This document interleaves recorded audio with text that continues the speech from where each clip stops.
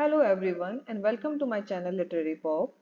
Today we are going to look at Nissim Ezekiel's famous poem Poet, Lover, Birdwatcher.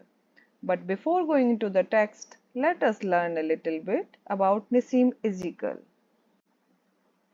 Nissim Ezekiel is an Indian poet who is famous for writing his poetry in English. He had a long career spanning more than 40 years, during which he drastically influenced the literary scene in India. He is known as a poet, actor, playwright, editor, and art critic. He was born on December 16, 1924, in Bombay to Indian Jewish parents. They were part of Mumbai's Marathi-speaking Jewish community known as Bene Israel. His father taught botany at Wilson College and his mother was the principal of a school. This trailblazer is celebrated as the founding figure of post-independence Indian English poetry, earning the prestigious title of the father of modern Indian English poetry.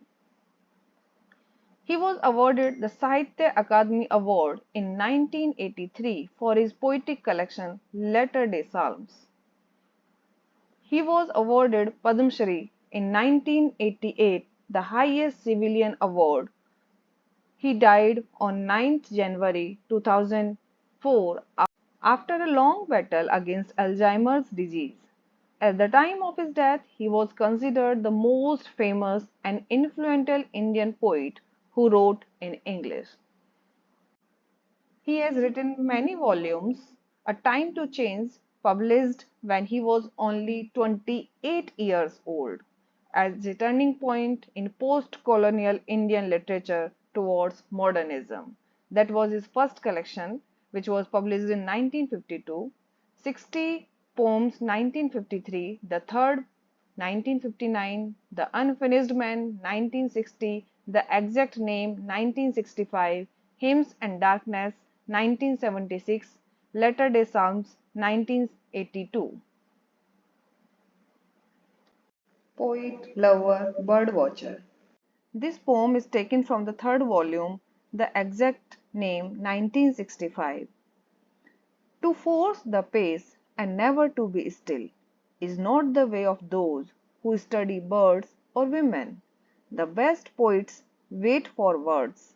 The hunt is not an exercise of will, but patient love relaxing on a hill, to note the movement of a timid wing, until the one who knows that she is loved no longer waits, but risks surrendering. In this the poet finds his moral proved, who never spoke before his spirit moved. The speaker is addressing poets that showing haste or hyperactivity is not the way followed by bird watchers or lovers.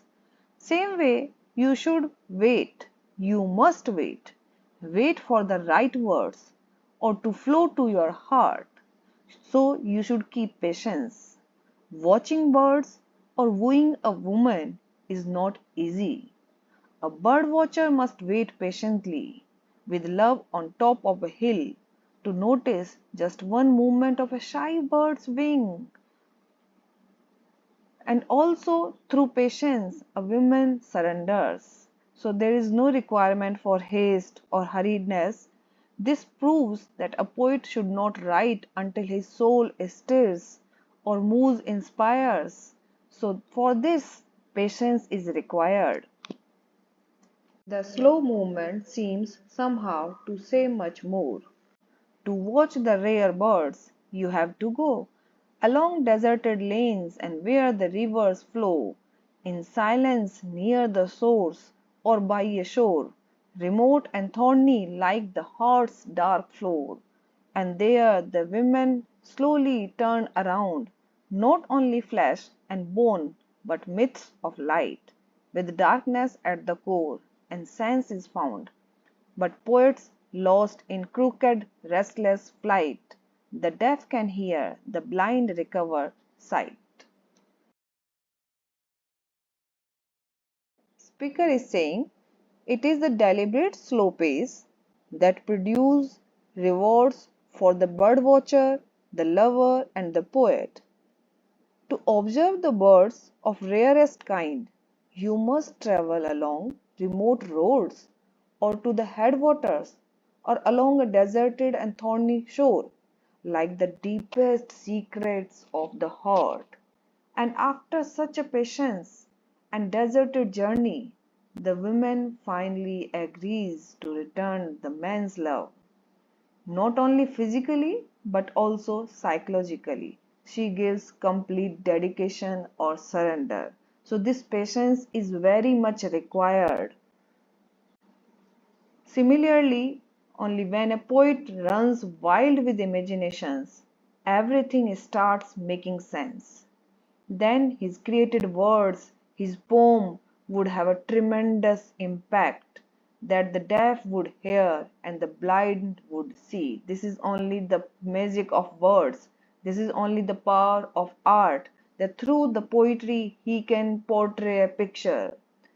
So, in a summarizing way, I can say a poet must travel to the unknown lanes of his psyche and also conjure the poetic muse from flowing rivers of his consciousness. Patience is the best action to achieve the goal.